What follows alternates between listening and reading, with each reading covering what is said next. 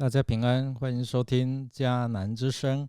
我是尤伯牧师。今天6月10号的在家会主，我们要来分享新民新生命。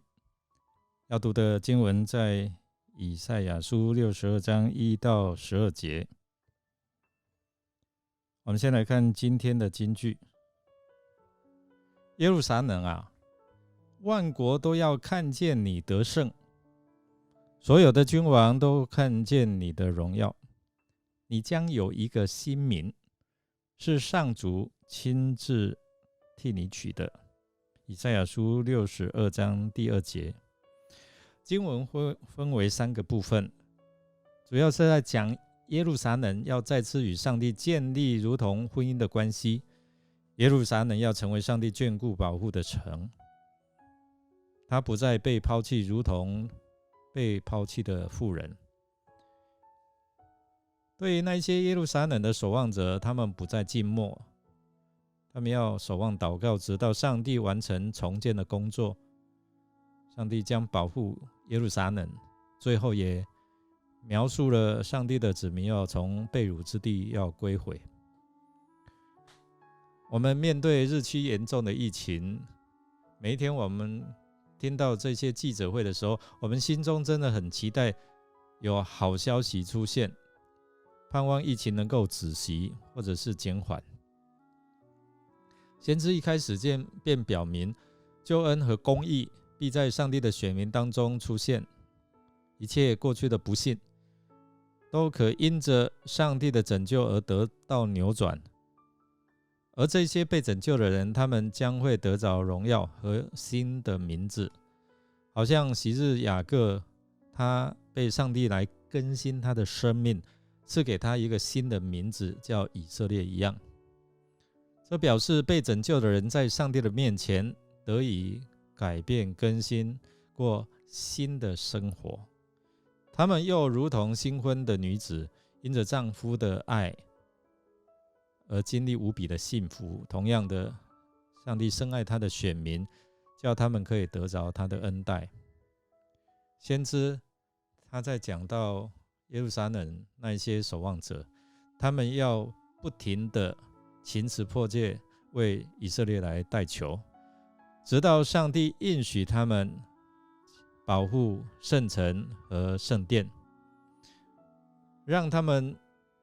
得以享受自己劳苦所得来的收成，而不用担心敌人会掠夺他们一切的财物，毁坏他们的圣城。最后，先知向以色列人呼唤，要做好准备，要让万民能够进入到上帝的圣城，得着救恩哦。他又指出，上帝要向普天下宣告，这是全世界的救恩的信息。救主要快来临，他必施行赏赐和审判。今天我们面对看不见的病毒，它正威胁着我们的生命，我们不能置身事外，我们要成为台湾的守望者，为执政在野，为这些中央疫情指挥中心，还有救护的医疗人员及这块土地的百姓来代祷。愿上帝怜悯医治这块土地，赦免我们的罪，止息他的怒气，使疫情能够尽快被控制，确诊的同胞能够尽快的恢复健康，死亡的人数降低，让我们的百姓不再活于恐惧不安。盼望平安蒙福的日子快快来到，就如同先知向锡安和耶路撒冷所宣告的未来的盼望信息一样，能够临到我们当中。我们来思想哦，你愿意成为这地台湾的守望者吗？你是否愿意花一些时间，每一天花一些时间来为这块土地，为这个疫情，为我们这些百姓来祷告，让他们回转归向上帝吗？让我们一起来祷告。亲爱的主耶稣，感谢你借着先知宣告以色列未来的盼望，也求你宣告台湾是有盼望的。求你启示你的心意，让我们知道如何为这地的百姓，为这个国家来祷告，好好来祈求，警醒守望，使我们台湾能够尽快度过疫情的黑暗时刻，等候你所赐的平安及盼望的日子来到。我们这样祷告，是奉靠主耶稣基督的圣名祈求，阿们。